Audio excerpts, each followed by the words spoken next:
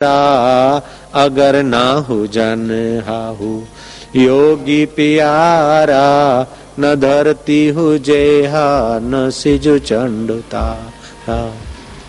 कृष्ण ने कहा प्रसादे सर्व दुखा नाम हानि रस्योपजायते प्रसन्न चित्सो यासु बुद्धि परि अभितिष्ठते। उस प्रसाद से जो आनंद स्वरूप परमात्मा को प्रकट करता है, उस प्रसाद से सारे दुख सदा के लिए निवृत्त हो जाते हैं। प्रसादे सर्व दुखा नाम हानि रस्योपजायते प्रसन्न चेतसो यासु बुद्धि पर्यवितिष्ठते। वह प्रसाद गुरुजी सिंधी बलिराम को मिला और औरंगजेब जैसे ने घुटने टेके और औरंगजेब पूछता है कि बलिराम तुमको ये सारा राज वैभव के तरफ से व्यवस्था मिलती थी, ये सब छोड़कर तुम फकीरी कर लिए तो तुमको क्या मिला? बलिराम सिंधी कहता है कि जहां पना का राजाधिराज अन्नदाता अभिवादन करते थे तो आंख उठाकर देखते नहीं थे, और जब ईश्वर के लिए 4 कदम चलकर आया हूं और अंतरात्मा में जरा सा गोता मारा है तो जहां पना पैदल चल के इस बालू में खड़े हैं और इंतजार कर रहे हैं कि कब बलिराम हमारे पर निगाह डालता है। ये तो अभी प्रारंभ है। जयराम जी बोलना पड़ेगा।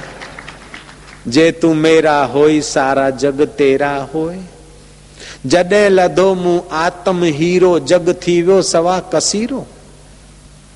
आत्म हीरे की तो महिमा क्या बताएं। तो 3 प्रकार की विद्याएं होती है, कल बताया था शाम को। एक होती है ऐहिक विद्या जिससे पेट भरा जा सकता है। ऐहिक विद्या कम हो चाहे ज्यादा हो, पेट तो आदमी भर लेता है। और ऐहिक विद्या मच्छर नहीं पड़ा वो भी अपना पेट भर लेता है बोरिंग करके। दाढ़ी पर बोरिंग नहीं करता, इतनी अक्ल तो उसको भी है बिना पढ़े, जयराम जी की। एक होती है ऐहिक विद्या जो पेट भरने के काम आती है। दूसरी होती है योगिक विद्या जो सामर्थ्य और शांति इस लोक और परलोक में शक्ति और भोग देती है। और तीसरी होती है आत्मविद्या जो ब्रह्म ज्ञान करा देती है। भोग तो उसके लिए छोटी चीज हो जाता है, स्वर्ग तो अपने शिष्यों को भी भेज सकता है। ब्रह्म ज्ञानी संग धर्म राज करे सेवा, जिस पर ब्रह्म ज्ञानी की निगाह पड़ गई और वो आदमी समझो मर जाता है, कैसा भी है, लेकिन ब्रह्म ज्ञानी चाहे तो उसे वो अपने संकल्प से दिव्य लोकों में भेज सकता है। ब्रह्म ज्ञानी महापुरुषों का तो इस लोक में बहुत छोटा काम है जो हमको आंखों से दिखता है, भीतर बहुत ऊंचा काम है, बहुत बड़ा काम है। हकीम डॉक्टर जो फायदा करते हो, गुरु ने जरा बता दिया ये करना, मिट्टी दे दिया, ठीक हो गए, इसको लोग बड़ा चमत्कार मानते हैं, लेकिन ज्ञानी की निगाहों में ये तो खिलौना है। बड़े में बड़ा काम तो उस ब्रह्मवेता गुरुओं का। हमारे इस शरीर मरने के बाद हमारा धन नहीं चलता, हमारा पति नहीं चलता, हमारी पत्नी नहीं चलती, हमारी कुर्सी नहीं चलती, हमारा कुर्सा साथ नहीं चलता, फिर भी ब्रह्मज्ञानी की कृपा ऐसी साथ चलती है कि हमारी सदगति हो सकती है। ये ब्रह्मज्ञानियों की कृपा है। जेको जन्म मरण ते डरे साध जिना की शरणी पड़े, जेको अपना दुख मिटावे। यहाँ तो दुख कुछ नहीं, बड़े में बड़ा दुख है मौत का, और बड़े में बड़ा दुख है जन्म का। सारी जिंदगी जिन रुपए पैसों को, डॉलरों को, द्रामों को, उनको संभाला। दुबई के आ गए ना, दुबई समिति के प्रेसिडेंट, इसलिए द्राम बोलना पड़ता है। जयराम जी की ये आ गया दुबई समिति के वाशुमल गुंदलो पीर। तो कितने भी द्राम संभाले, डॉलर संभाले, रुपए संभाले, लेकिन मौत के समय ये सारी संभाल की चीजें बलात् दे जानी पड़ती है। जिंदगी भर जिनसे तिजोरी की कुंजियां संभाल के रखी थी अथवा अकाउंट संभाल के रखे थे, उनको दे जाना पड़ता है। जिंदगी भर जिस शरीर को खिलाया पिलाया उसको अग्नि के हवाले करना पड़ता है, दफनाना पड़ता है। और जीव बेचारा अनाथ होकर चला जाएगा। अनाथ होकर न जाए और किसी गर्भ में जाकर ऊंधा न लटके, वह काम सद्गुरु की कृपा बाद में करती है। इसलिए तू भूलकर भी गुरु का दामन मत छोड़ना। शिल्पी को, पत्थर को शिल्पी शत्रु लगता है, मिट्टी को कुम्हार शत्रु लगता है, और मैले कपड़े को धोबी शत्रु लगता है, लेकिन मैला कपड़ा धोबी के हाथ से चमकता है और शिल्पी के हाथ से पत्थर भगवान बनता है। ऐसे जीवात्मा परमात्मा का साक्षात्कार करता है गुरु की कृपा से। हजारों जन्म के मेरे पिताओं ने मेरे को वो चीज नहीं दी, हजारों लाखों जन्म की माताओं ने और पिताओं ने और करोड़ों दोस्तों ने मुझे वो चीज नहीं दी जो सतगुरु ने हंसते हंसते दे दी। सतगुरु मेरा सुरमा, करे शब्द की चोट, मारे गोला प्रेम का, हरे भरम की कोट। मैंने एक पुरानी कहानी सुनी है, घटना सुनी है। किसी नगर में सेठ को हुआ कि यार दान पुण्य कंजे गुदले पीर वांगुर भाई खा रहा है जे बेन के भंडारो करो साईं, भंडारो करो, मां हाजिर है दास। वो साधु तो मिला नहीं कोई कि जो भंडारा करवा देता कि हमारे पुण्य में 4 चांद लग जाए। सेठ अकेला गया। गांव में तो सुखी लोग हैं, जेल में जाओ। जेल में कैदी बेचारे रूखा सूखा खाते हैं, बाजरी जी मानी वांगण जी भाजी उन्हारो बेना मरनता।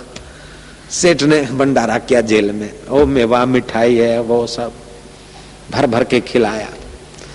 कैदियों ने बड़ा आशीर्वाद दिया कि सेठ भगवान करे जस हो जाए, भगवान करे औलाद दयालु। दूसरे सेठ को लगा भैसा ही गुंदलो पीर नालो करे मां छोरे जीवन है यार, हे मानू के रोटी पानी खा रहा है और मां भी रोटी खा रहा है, तो ज्यादा नकल तो करे। उस सेठ ने जांच किया कि पानी तो गर्म मिलता है इनको, और बेचारे खारा पानी है, कच्छ भुज की होगी कोई जेल। उस सेठ ने बर्फ के पार्सल मंगवाए, शरबत मंगाए, हाँ भर पेट सारा दिन शरबत पिलाया कैदियों को। कैदियों ने दुआ की कि वाह वाह सेठ, शाबाश हो जाए, भगवान तो कैसा गधे। तीसरे सेठ ने सोचा कि ये 2 भंडारा करके यश कमा के आ गए। सोचते सोचते सर्दियों के दिन आ गए थे। उसने सोचा ठीक है, अपने ऐसा करो कि इन दोनों को जरा पीछे हट करा दे। तीसरे सेठ ने देखा कि सर्दियों में ये ठुठर रहे, किसी को जोराब दिए तो किसी को बनियान दी, किसी को मफलर दिया तो किसी को स्वेटर दिया तो किसी को कंबल तो किसी को शाल पकड़ाई। वो लोग कैदी बड़ा सुख महसूस करने लगे, वाह वाह सेठ, ये तो रोज पाइंदा सू, रोज याद करना सू, रोज पाइंदा सू, रोज दुआओं करना सू। तो रोटी वाले से शरबत वाले से भी ये सेठ का तो बड़ा नाम होने लगा। इतने में एक असली सेठ गांव में आया जिसके पास फूटी कोड़ी भी नहीं थी, जयराम जी की, और था असली सेठ। वो था संत ब्रह्मज्ञानी फकीर।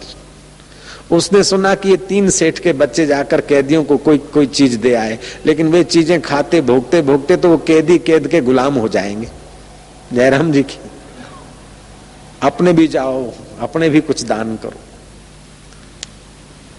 वो असली सेठ ब्रह्मवेता ब्रह्मज्ञानी राजा को 2 शब्द सुनाकर सत्संग के उसको अपना भगत बना लिया। कैद में गया। उस असली सेठ ने कहा कि देखो कैदियों, ये लो कुंजी और वो है ताला, ये है कुंजी, घुमाओ ताला खोलो, अपने अपने घर पहुंच जाओ, बेटा जाओ, आज 26 जनवरी मना लो। सारे कैदी खुले और घर पहुंचे। अब बताओ कौन सा दाता बढ़िया? जिसने शरबत पिलाया वो दाता भी है, जिसने रोटी खिलाई वो भी दाता है, और जिसने स्वेटर दिए वो भी दाता है, लेकिन जिसने मुक्ति दी वो कैसा दाता, कितना बढ़िया दाता होगा।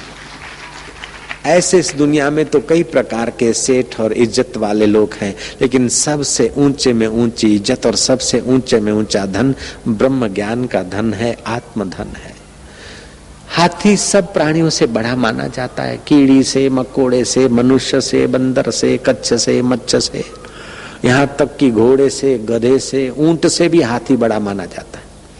हाथी बड़ा है, एक प्राणी से दूसरा प्राणी बड़ा, दूसरे से तीसरा, कीड़ी से मकोड़ा बड़ा, मकोड़ा से दूसरा, दूसरे से तीसरा, ऐसे करते बंदर बड़ा, बंदर से मनुष्य बड़ा, मनुष्य से घोड़ा मोटाई में बड़ा, घोड़े से ऊंट बड़ा, लेकिन हाथी सबका। लेकिन हाथी हिमालय के आगे वो भी नन्हा हो जाता है। ऐसे दुनियादारों की इज्जत, कोई सत्ताधीश है तो कोई फलाना है, तो कोई डायरेक्टर है, तो कोई प्रसिद्ध एक्टर है, तो कोई पत्रकार है, तो कोई फलाना है, तो कोई गुंदला पीर है, तो कोई जुजला पीर है, तो कोई कुछ है, लेकिन इन सब का कोई